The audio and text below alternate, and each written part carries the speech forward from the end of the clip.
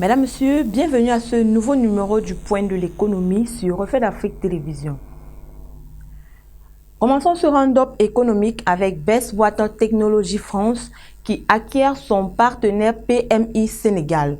Water Technology France, qui est une filiale du groupe autrichien Best Water Technology, leader européen du traitement de l'eau, annonce avoir conclu un protocole d'acquisition à hauteur de 25% de la société PMI Sénégal. À travers cette acquisition, le groupe BWT étend le périmètre de ses activités en Afrique de l'Ouest et affirme ses objectifs de devenir leader en Afrique francophone. Ce premier investissement ouvre la voie à de nouveaux partenariats à l'international en vue de développer sa présence et ses activités de traitement de l'eau dans les domaines du bâtiment et de l'industrie. PMI, leader dans le traitement des eaux industrielles et des équipements de piscine, est le partenaire historique et représentant exclusif des sociétés BWT France et Procopie depuis plus de 25 ans au Sénégal. Burkina Faso, le marché financier de l'UEMOA accorde des fonds au trésor public. 27,5 milliards de francs CFA, c'est le montant adjugé le 5 octobre dernier à la Direction générale du Trésor et de la comptabilité publique du Burkina Faso. Au terme de son émission de bons assimilables du Trésor d'une maturité de 364 jours sur le marché financier de l'Union monétaire ouest-africaine. Ces fonds seront destinés à assurer la couverture des besoins de financement du budget de l'État du Burkina. Au titre de ce mois d'octobre 2020, les intentions d'émission de titres publics du Trésor public burkinabé se chiffrait à un montant total de 45 milliards de francs CFA. Le remboursement des bons émis par le Trésor public burkinabé interviendra le premier jour ouvert suivant la date d'échéance fixée au 6 octobre 2020. Par contre, les intérêts sont payables d'avance et précomptés sur la valeur nominale des bons qui est d'1 million de francs CFA.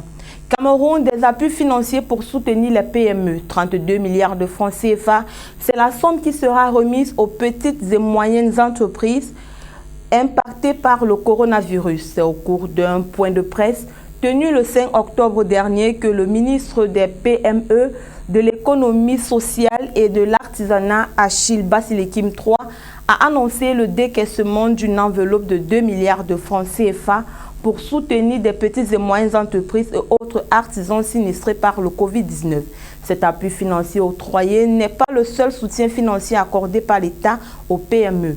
Dans le cadre du programme de résilience économique et financière, plusieurs autres PME locales recevront des appuis par l'entremise d'autres départements ministériels.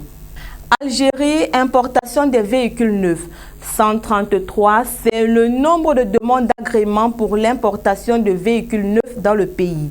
C'est le ministre algérien de l'Industrie et des Mines, Ferhat Aït Ali Braham, qui a annoncé le 6 octobre dernier que ses services ont enregistré ce nombre total de demandes d'agrément pour l'importation de tout type de véhicules neufs depuis l'entrée en vigueur du nouveau cahier des charges de l'industrie automobile. Selon les nouvelles dispositions, l'importation de véhicules neufs est ouverte aux concessionnaires constitués sous la forme de sociétés commerciales et titulaires d'un agrément définitif délivré par le ministre chargé de l'Industrie. L'activité est exclusivement réservée aux sociétés commerciales dont le capital social est détenu entièrement par les opérateurs nationaux résidents. Il convient de rappeler que le gouvernement algérien avait interdit en mai dernier l'importation de pièces destinées aux usines de montage de voitures, ceci quelques années après le lancement d'une industrie automobile censée réduire sa facture d'importation. 2 mois plus tard, le président Abdelmadjid Tebboune avait ordonné l'adoption des décrets concernant les cahiers des charges relatifs au montage de véhicules et à l'importation de véhicules neufs. Clôturons ce point de l'économie avec la Tunisie qui connaît une baisse de ses exportations de fruits de 49% à 20 000 tonnes en volume et de 35% à 58 000 milliards de dinars en valeur, et ce durant les 9 premiers mois de cette année.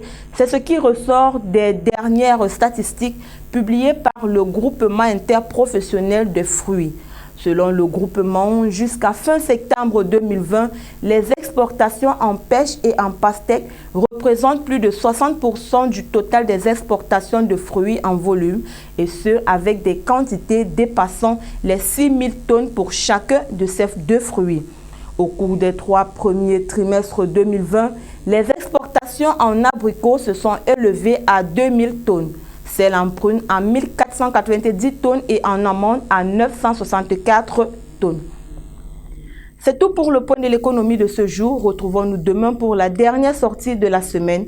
Vous pouvez revoir ce programme sur nos différentes plateformes médias, Facebook, Twitter, Instagram, YouTube ou sur notre site internet www.refletdafriquetv.com.